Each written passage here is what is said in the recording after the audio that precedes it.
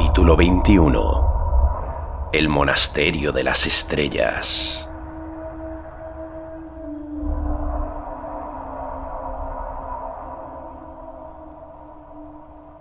Una corriente ininterrumpida de emisarios de todos los países de Fantasia se unía a la multitud de los que acompañaban a Bastián en su expedición a la Torre de Marfil.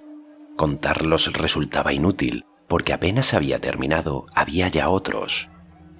Un ejército de muchos miles de cabezas se ponía en movimiento cada mañana y, cuando hacía alto, el campamento era la ciudad de tiendas más extraña que imaginarse pueda. Como los compañeros de viaje de Bastián no se diferenciaban solo entre sí por su figura, sino también por el tamaño, había tiendas de las dimensiones de una carpa de circo y otras no mayores que un dedal. También los carros y vehículos en que viajaban los emisarios eran de más formas de las que se pueden describir, desde carromatos y carruajes totalmente corrientes hasta toneles de forma sumamente peculiar, esferas rebotantes o recipientes con patas que se arrastraban por sí mismos. Entretanto, habían acondicionado también para Bastián una tienda, que era la más lujosa de todas. Tenía la forma de una casita y estaba hecha de seda brillante de vivos colores y bordada por todas partes de dibujos dorados y plateados. Sobre su techo ondulaba una bandera que mostraba, a guisa de escudo, un candelabro de 7 brazos. El interior estaba blandamente acolchado con mantas y cojines. Dondequiera que se montase el campamento, la tienda era su centro, y el Genie Azul, que entretanto se había convertido en algo así como el ayuda de cámara y guardaespaldas de Bastián, montaba guardia a su puerta. Atreyu y Fuyur estaban aún entre el tropel de acompañantes de Bastián, pero desde aquella reprensión pública no habían cruzado la palabra con él. Bastián esperaba interiormente que Atreyu cedería y le pediría perdón, pero Atreyu no hizo nada por el estilo.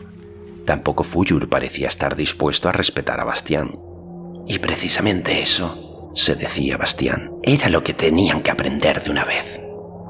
Si de lo que se trataba era de ver quién aguantaba más, los dos tendrían que comprender por fin que la voluntad de Bastián era inflexible.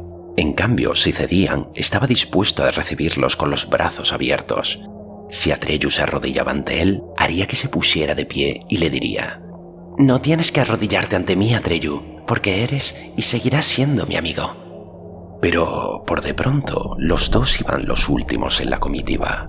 Fuyur parecía haberse olvidado de volar y caminaba a pie, y Atreyu iba junto a él, casi siempre con la cabeza baja. Si antes habían precedido a la comitiva por los aires como vanguardia para informar sobre lo que ocurría en los contornos, ahora iban detrás de ella como retaguardia. A Bastián no le agradaba, pero no podía hacer nada. Cuando la expedición iba de camino, Bastián cabalgaba casi siempre en cabeza sobre la mula Yisha. Sin embargo, cada vez más a menudo no tenía ganas de hacerlo y en lugar de ello visitaba a Sayid en su litera. Ella lo recibía siempre con el mayor respeto, le dejaba el lugar más cómodo y se colocaba a sus pies. Siempre sabía encontrar un tema de conversación interesante y evitaba hablarle de su pasado en el mundo de los hombres desde que había observado que hablar de ello le resultaba desagradable. Sayid fumaba casi continuamente en un narguilé oriental que tenía al lado. El tubo era como una víbora de color verde esmeralda y la boquilla que ella sostenía entre sus largos dedos blancos como el mármol parecía la cabeza de una serpiente. Cuando chupaba era como si la besara. Las nubes de humo que voluptuosamente dejaba escapar por su boca y nariz tenían a cada bocanada un color distinto, unas veces azul y otras amarillo, rosa, verde o lila. «Una cosa quería preguntarte hace tiempo, Sayid», dijo Bastián en una de sus visitas, mientras miraba pensativo a los gigantescos tipos de coraza negra de insecto que, marcando exactamente el mismo paso, transportaban la litera. «Tu esclava escucha», respondió Sayid. «Cuando luché con tus gigantes blindados, vi que solo son una armadura y están huecos por dentro. ¿Cómo se mueven?» «Por mi voluntad», contestó Sayid sonriendo. «Precisamente porque están vacíos la obedecen. Todo lo que está vacío puede mi voluntad gobernarlo». Observó fijamente a Bastián con sus ojos de colores. Bastián se sintió turbado de una forma vaga por aquella mirada, pero ella había bajado ya las pestañas. ¿Podría gobernarlos yo con mi voluntad? Desde luego, señor y maestro. y 100 veces mejor que yo, que comparada contigo no soy nada. ¿Quieres intentarlo? Ahora no, replicó Bastien, a quien el asunto le resultaba inquietante. Quizá en otra ocasión. ¿Encuentras realmente más agradable cabalgar sobre una mula que ser llevado por figuras que tu propia voluntad mueve? A Yisha le gusta llevarme, dijo Bastien un poco malhumorado. Se alegra de poder hacerlo.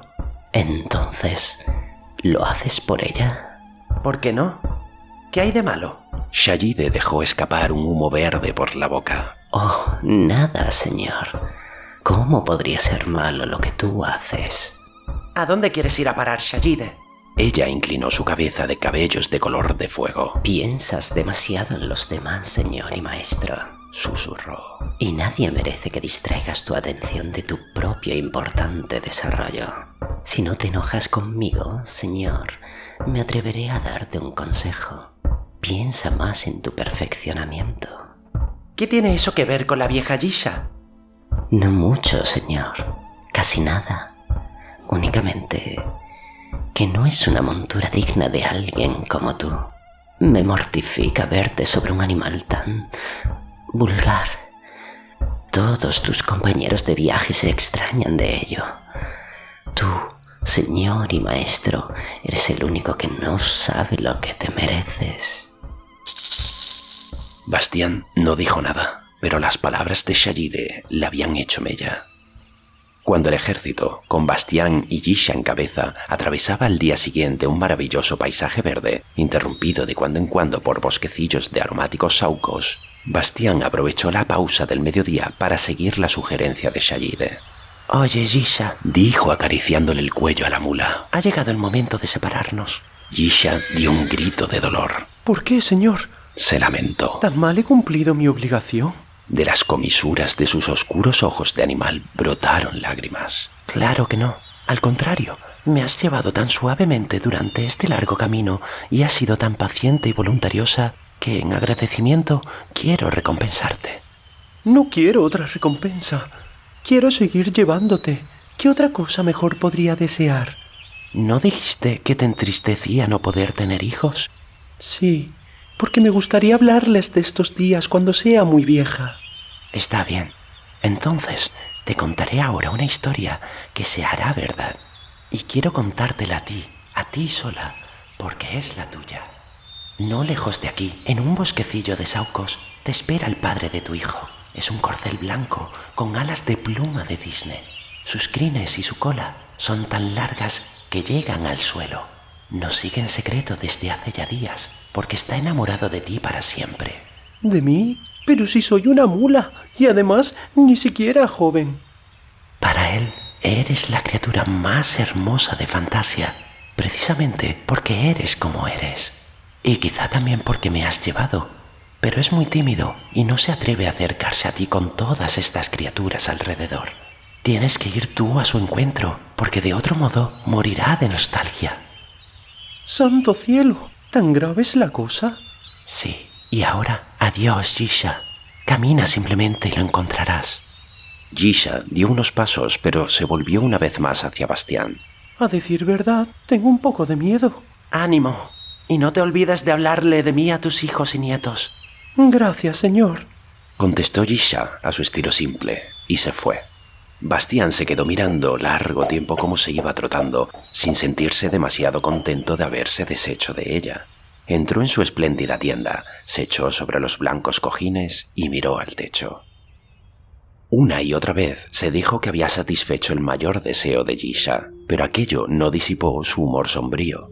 Importa mucho el cuándo y el cómo se hace algo por alguien. Aquello, sin embargo, solo se aplicaba a Bastien, porque Yisha encontró realmente al corcel blanco con alas y se casó con él.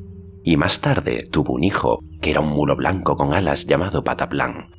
Dio mucho que hablar en Fantasia, pero esa es otra historia y debe ser contada en otra ocasión. Desde entonces Bastien viajó en la litera de Sayide. Ella le había ofrecido incluso bajar y caminar a su lado para que tuviera todas las comodidades posibles, pero Bastien no quiso aceptarlo. De manera que los dos se asentaban juntos en la espaciosa litera de coral que iba a la cabeza de la expedición. Bastián estaba un poco disgustado, incluso con Sayide, que le había dado el consejo de separarse de la mula. Pero Sayide supo arreglarlo pronto. Las respuestas monosilábicas de él hacían difícil sostener una verdadera conversación. Para animarlo, Sayide dijo alegremente: Quisiera hacerte un regalo, mi señor y maestro, si me concedes la gracia de aceptarlo. Sacó de debajo de los almohadones una cajita riquísimamente decorada. Bastián se incorporó expectante. Sayide la abrió y extrajo de ella un estrecho cinturón que parecía una especie de cadena de elementos móviles. Cada uno de los elementos y también el cierre eran de cristal transparente. ¿Qué es eso?, quiso saber Bastián. El cinturón tintineaba suavemente en la mano de Sayide. Es un cinturón que hace invisible. Sin embargo, señor, debes darle un nombre para que te pertenezca. Bastián lo contempló. Cinturón Gemal. Sayide asintió sonriendo. Ahora te pertenece. Bastián aceptó el cinturón y lo sostuvo en la mano indeciso. ¿No quieres probarlo enseguida para convencerte de sus efectos? Bastián se puso el cinturón en torno a las caderas y vio que le sentaba como hecho a medida. De todas formas, solo lo sintió porque ya no pudo verse a sí mismo, ni su cuerpo, ni sus pies, ni sus manos. Era una sensación muy desagradable e intentó volver a abrir enseguida el cierre, pero como no podía ver ya sus manos ni el cinturón, no lo logró. ¡Socorro!, balbuceó con voz ahogada. De pronto tuvo miedo de no poder quitarse ya nunca el cinturón Gemal y tener que ser invisible siempre. Hay que aprender a manejarlo. A mí me pasó lo mismo, mi señor y dueño. Déjame que te ayude. Asió el aire, abrió el cinturón Gemal en un santiamén y Bastián pudo verse a sí mismo otra vez. Dio un suspiro de alivio, luego se rió y también Sayide sonrió, chupando la boquilla de forma de serpiente de su narguile. En cualquier caso, había conseguido distraer la atención de Bastián. Ahora estás mejor protegido contra cualquier daño, y eso me importa más de lo que podría decirte, señor. ¿Daño?, preguntó Bastián todavía un poco confuso. ¿Qué daño? Oh, nadie está a tu altura. Nadie cuando eres realmente prudente.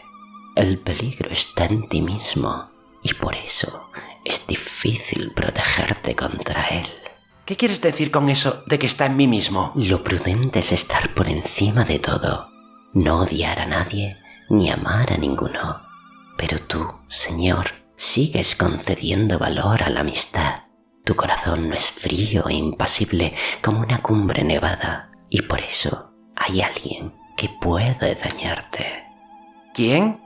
Aquel a quien a pesar de su arrogancia sigues queriendo, señor. Habla claro. El pequeño salvaje, insolente y respetuoso de la tribu de los pieles verdes, señor. ¿Atreyu? Sí, y lo mismo el desvergonzado Fuyur. ¿Y dices que esos dos pueden hacerme daño? Bastián casi tuvo que reírse. Sayide mantuvo la cabeza baja. Eso no lo creo ni lo creeré jamás. Y no quiero volver a oír hablar de ello. Sayide calló y bajó la cabeza más aún. Tras un largo silencio, Bastián preguntó: ¿Y qué podría tener contra mí, Atreyu? Señor, quisiera no haberte dicho nada. Pues dilo todo. No hagas solo insinuaciones. ¿Qué es lo que sabes? Tiemblo ante tu cólera, señor. Tartamudeó Sayide estremeciéndose realmente con todo su cuerpo. Pero aunque signifique el fin para mí, te lo diré. Atreyu tiene la intención de quitarte el signo de la emperatriz infantil a escondidas o por la fuerza. Durante un segundo, Bastián tragó aire. ¿Puedes probarlo?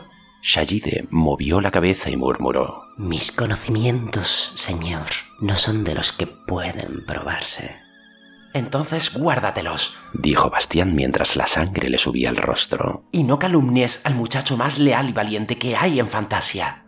Bajó de la litera y se fue. Los dedos de Sayide juguetearon pensativamente con la cabeza de serpiente y sus ojos rojo-verdes brillaron. Al cabo de un rato, sonrió de nuevo y mientras dejaba escapar por la boca un humo violeta, susurró: Resultará evidente, mi señor y maestro. El cinturón Gemal te lo demostrará. Cuando se montó el campamento para pasar la noche, Bastián entró en su tienda. Ordenó a Yuan, el genie azul, que no dejara entrar a nadie y en ningún caso a Shayide. Quería estar solo y reflexionar. Lo que le había dicho la maga sobre Atreyu no lo consideraba ni siquiera merecedor de consideración, pero había otra cosa que ocupaba sus pensamientos: las breves palabras que ella había sembrado en relación con la prudencia. Bastián había vivido tanto, miedos y alegrías, tristezas y triunfos. Se había apresurado a pasar del cumplimiento de un deseo al de otro y no se había tomado un momento de respiro. Nada de aquello lo había serenado ni contentado. Pero ser prudente significaba estar por encima de la alegría y el sufrimiento, el miedo y la compasión, el orgullo y las humillaciones. Ser prudente era estar por encima de todas las cosas, no odiar ni querer a nada ni a nadie, pero acoger también con indiferencia el total rechazo o el afecto de los otros. A quien realmente era prudente no le importaba nada, era accesible y nada podía afectarlo. Sí, ser así era algo deseable. Bastián estaba convencido de que, de esa forma, llegaría a su último deseo, que lo llevaría a su verdadera voluntad, como había dicho Graograman. Ahora creía comprender lo que eso quería decir. Deseaba ser un gran sabio, el sabio más sabio de toda Fantasia. Poco después salió de su tienda. La luna iluminaba un paisaje al que antes había prestado atención. La ciudad de tiendas se extendía por un valle cerrado, rodeado por un amplio círculo de montañas de formas raras. El silencio era total. En el valle había un bosquecillos y matorrales. Un poco más arriba, en las laderas de las montañas, la vegetación se hacía más escasa y más arriba todavía cesaba por completo. Las formaciones rocosas que se alzaban por encima adoptaban toda clase de figuras y parecían casi formas deliberadas creadas por la mano de algún escultor gigantesco. No soplaba viento y el cielo estaba despejado. Todas las estrellas brillaban y parecían más cercanas que otras veces. Muy arriba, sobre una de las cumbres más altas, Bastián descubrió algo que parecía una cúpula. Al parecer, estaba habitada, porque de ella salía un débil resplandor. «También yo lo he visto, señor», dijo Yuan con su voz estridente. Estaba en su puesto junto a la entrada de la tienda. «¿Qué puede ser?» Apenas había acabado de hablar cuando de la lejanía llegó una extraña llamada. Sonaba como el prolongado del grito de una lechuza, pero más profundo y poderoso.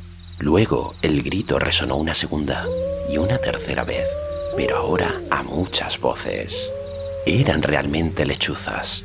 6, como pudo comprobar Bastián. Venían de la dirección de la cumbre que tenía aquella cúpula en su parte superior. Llegaban volando con las alas casi inmóviles, y cuando más se acercaban, mejor se apreciaba su asombroso tamaño. Volaban a una velocidad increíble, sus ojos brillaban intensamente y sobre la cabeza tenían unas orejas derechas con mechones de plumas sobre ellas. Su vuelo era totalmente silencioso. Cuando aterrizaron ante la tienda de Bastián, apenas se oyó un ligero silbido de las plumas sobre sus alas. Ahora estaban en el suelo, cada una de ellas más grande que Bastián, y hacían girar sus cabezas de ojos grandes y redondos en todas direcciones. Bastián se dirigió a ellas. «¿Quiénes sois y qué buscáis?» «Nos envía Ushtu, la madre de la intuición», respondió una de las 6 lechuzas. «y somos mensajeros aéreos de Gigam, el monasterio de las estrellas». «¿Qué clase de monasterio es ese?», preguntó Bastián. «Es el centro de la sabiduría», respondió otra lechuza. «y donde los monjes aprenden el conocimiento». «¿Y quién es Ushtu?», quiso seguir averiguando Bastián. «Uno de los 3 pensadores profundos que dirigen el monasterio y enseñan a los monjes el conocimiento», explicó una tercera lechuza. «Nosotras somos mensajeras de la noche y le pertenecemos. Si hubiera sido de día», añadió una cuarta lechuza, «Shirkri, el padre de la visión, hubiera enviado a sus mensajeros, que son águilas. Y en la hora del crepúsculo, entre el día y la noche, Yisipu, el hijo de la sagacidad, envía a los suyos, que son zorros». «¿Quiénes son Shirki y Yisipu?» «Los otros 2 pensadores profundos, nuestros superiores». «¿Y qué buscáis aquí?» «Buscamos al gran sabio», dijo la sexta lechuza. «Los 3 pensadores profundos saben que se encuentra en esta ciudad de tiendas y solicitan su ilustración». ¿El gran sabio?, preguntó Bastián. ¿Quién es? Su nombre Respondieron las 6 lechuzas a la vez. es Bastián Baltasar Bux. Lo habéis encontrado ya. Soy yo. Las lechuzas se inclinaron de golpe profundamente, lo que, a pesar de su imponente tamaño, resultó casi cómico. Los 3 pensadores profundos solicitan humilde y respetuosamente tu visita para que les resuelvas la cuestión que ellos, en su larga vida, no han podido resolver. Bastián se acarició pensativamente la barbilla. Está bien, pero me gustaría llevar a mis 2 discípulos. Nosotras somos 6, y entre 2 de nosotras podemos llevar a uno de vosotros. Bastián se volvió hacia el Genie azul. Y Yuan, vete a buscar a Atreyu y Shayide. El Genie se alejó rápidamente. ¿Qué cuestión es la que debo resolver? Gran sabio, solo somos pobres mensajeros alados ignorantes y ni siquiera pertenecemos a la categoría más baja de los monjes del conocimiento. ¿Cómo podríamos comunicarte la cuestión que los 3 pensadores profundos no han podido resolver en su larga vida? Al cabo de unos minutos volvió Yuan con Atreyu y Shayide. En el camino les había explicado rápidamente de qué se trataba. Cuando Atreyu estuvo ante Bastián, le preguntó suavemente. ¿Por qué yo? Sí, Quiso saber también Shayide. ¿por qué él? Ya lo sabréis, replicó Bastián. Resultó que las lechuzas, previsoramente, habían traído 3 trapecios. Entre 2 cogieron con las garras las cuerdas de las que colgaba cada trapecio. Bastián, Atreyu y Shayide se sentaron en las tablas, y las grandes aves nocturnas se elevaron con ellos en el aire. Cuando llegaron al monasterio de las estrellas de Gigam, vieron que la gran cúpula era solo la parte superior de un edificio muy espacioso, formado por diversas secciones de forma de cubo. Tenía innumerables ventanitas y con sus altos muros exteriores se alzaba al borde mismo de un barranco. Para los visitantes indeseados resultaba de acceso difícil o imposible. En los elementos de forma de cubo estaban las celdas de los monjes del conocimiento, las bibliotecas, los servicios administrativos y los alojamientos para los mensajeros. Bajo la gran cúpula se encontraba la sala de reuniones, en la que los 3 pensadores profundos impartían sus enseñanzas. Los monjes del conocimiento eran fantasios de la figura y la procedencia más diversas. Pero si querían entrar en el monasterio, tenían que romper todo lazo con su país y con su familia. La vida de aquellos monjes era dura y abnegada, y estaba dedicada exclusivamente a la sabiduría y al conocimiento. No todo el que lo pretendía, ni mucho menos, era aceptado en la comunidad. Las pruebas eran difíciles y los 3 pensadores profundos inexorables. Ello hacía que casi nunca vivieran allí más de 300 monjes que, sin embargo, constituían lo más escogido entre los seres más inteligentes de toda Fantasia. Había habido tiempos en que la comunidad de hermanos y hermanas se había reducido a solo 7 miembros. Sin embargo, no había cambiado en nada la dureza de las pruebas. En aquel momento, el número de monjes y monjas era de más de 200. Cuando Bastián, seguido de Atreyu y Shayide, fue conducido a la gran aula, se vio ante una multitud abigarrada de todos los seres fantásticos imaginables, que solo se diferenciaban de su propia comitiva en que todos, cualquiera que fuera su figura, iban vestidos con un áspero sayal de color pardo oscuro. Puede imaginarse el aspecto que tenían, por ejemplo, algunos de los ya citados rocarrantes o diminutenses. Los 3 superiores, sin embargo, los pensadores profundos, tenían figura humana, pero sus cabezas no eran humanas. Ushtu, la madre de la intuición, tenía rostro de lechuza. Shirkri, el padre de la visión, tenía cabeza de águila. Y finalmente, Yisipu, el hijo de la sagacidad, tenía cabeza de zorro. Se sentaban en altos sillones y parecían inmensos. Atreyu y hasta Shayide parecieron intimidados al verlos, pero Bastián avanzó hacia ellos serenamente. En la gran sala reinaba un profundo silencio. Shirkri, que al parecer era el más viejo de los 3 y se sentaba en medio, señaló lentamente con la mano un sitial vacío que había frente a ellos. Bastián se sentó. Tras un largo silencio, Shirkri comenzó a hablar. Lo hacía muy bajo, pero su voz sonaba profunda y llena. Desde los tiempos más remotos reflexionamos en el enigma de nuestro mundo. Yisipu piensa sobre el algo distinto de lo que intuye Ushtu. La intuición de Ushtu enseña algo distinto de lo que yo veo. y, a mi vez, veo algo distinto de lo que Jisipu piensa. No debe seguir siendo así. Por eso te hemos rogado, gran sabio, que vengas a nosotros y nos instruyas. ¿Atenderás nuestro ruego? Lo haré, dijo Bastián. Entonces escucha, gran sabio. Nuestra pregunta es, ¿qué es fantasía? Bastián calló durante un rato y luego respondió. Fantasia es la historia interminable. Danos tiempo para entender tu respuesta. Mañana, a la misma hora, nos reuniremos aquí de nuevo. Todos los 3 pensadores profundos y también todos los monjes del conocimiento se levantaron silenciosamente y salieron. Bastián, Atreyu y Shayide fueron llevados a las celdas de huéspedes en las que a cada uno le esperaba una comida sencilla. Los lechos eran simples camas de madera con ásperas mantas de lana. A Bastián y a Atreyu naturalmente no les importó, pero Shayide, que se hubiera preparado mágicamente una cama más agradable, pudo comprobar que sus artes no le servían en aquel monasterio. A la noche siguiente, a la hora fijada, se congregaron de nuevo todos los monjes y los 3 pensadores profundos en la gran sala de la cúpula. Bastián se sentó otra vez en el sitial y Shayide y Atreyu se colocaron de pie a su izquierda y su derecha. Esta vez fue Ushtu, la madre de la intuición, quien miró a Bastián con sus grandes ojos de lechuza y habló. Hemos meditado en tu enseñanza, gran sabio.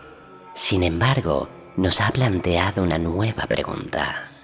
Si fantasía es, como dices, la historia interminable, ¿dónde está escrita esa historia interminable?